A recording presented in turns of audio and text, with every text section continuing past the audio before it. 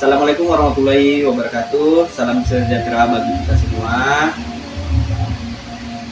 Oke, perkenalkan nama saya Faris dari kelas E Pendidikan Bahasa Inggris Universitas Sulawesi Barat.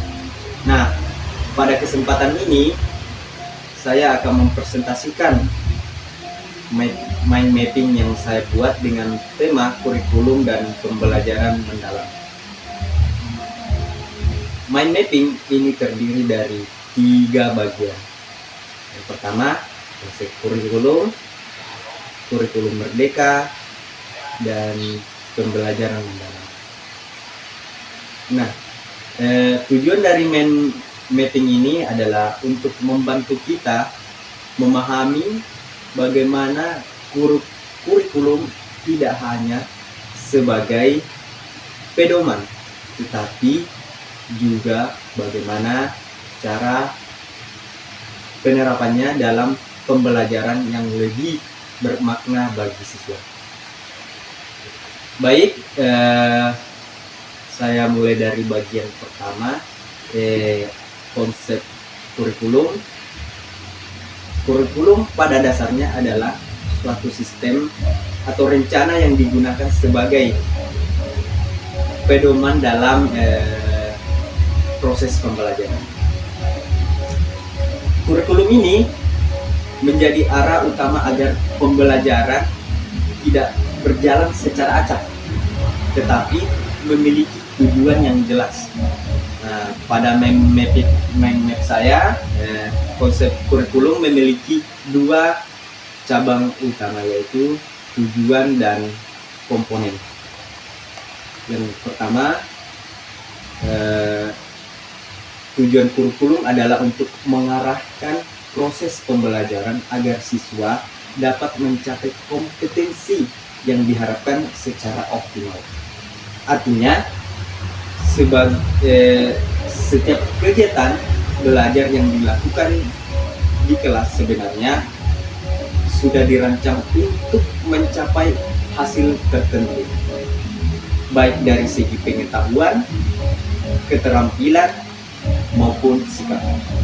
Sebagai contoh, ketika siswa belajar bahasa Inggris, tujuan kurikulumnya bukan hanya agar siswa tahu teori, tetapi juga agar mereka mampu berkomunikasi dengan baik.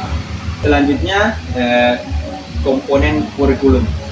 Nah, kurikulum terdiri dari beberapa komponen utama, yaitu ada materi, metode, dan evaluasi. Nah, keempat dari komponen ini saling berkaitan dan tidak bisa dipisahkan. Misalnya tujuan menentukan apa yang ingin dicapai, materi menentukan apa yang dipelajari, metode menentukan bagaimana cara mengajar, dan evaluasi menentukan bagaimana hasilnya diukur. Nah, jika salah satu komponen tidak berjalan dengan baik, maka proses pembelajaran juga tidak akan optimal. Jadi, bisa disimpulkan bahwa kurikulum adalah fondasi utama dalam pendidikan. Karena semua proses belajar mengajar bergantung pada perencanaan yang ada di dalam kurikulum tersebut.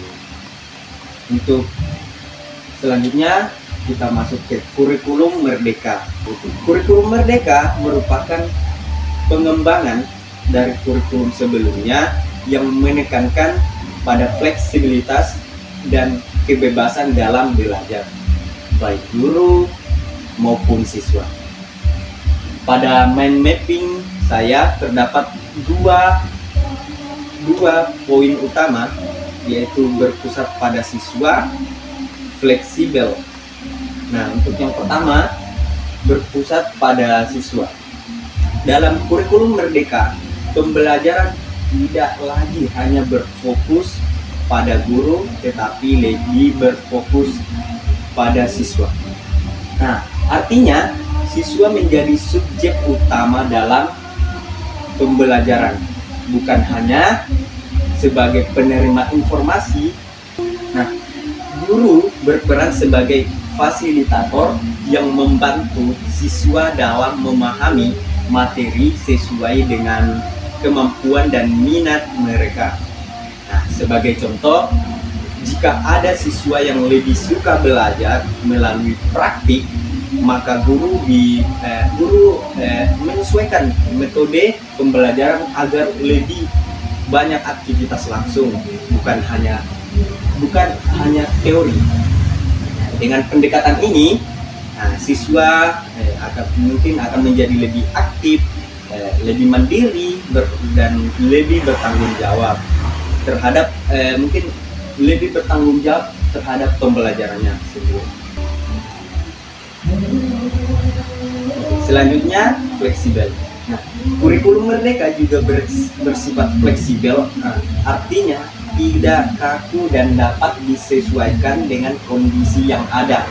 Guru memiliki kebebasan untuk menyesuaikan materi, menggunakan metode yang variatif, dan mengaitkan pembelajaran dengan kehidupan nyata. Misalnya, dalam pembelajaran bahasa Inggris, guru bisa menggunakan contoh percakapan sehari-hari agar siswa lebih mudah memahami dan merasa bahwa materi tersebut relevan dengan kehidupan mereka. Nah, jadi kurikulum Merdeka memberikan ruang bagi mereka dan siswa untuk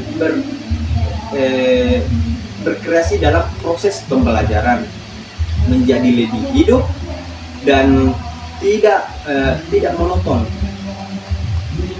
Nah, untuk selanjutnya kita ke pembelajaran mendalam.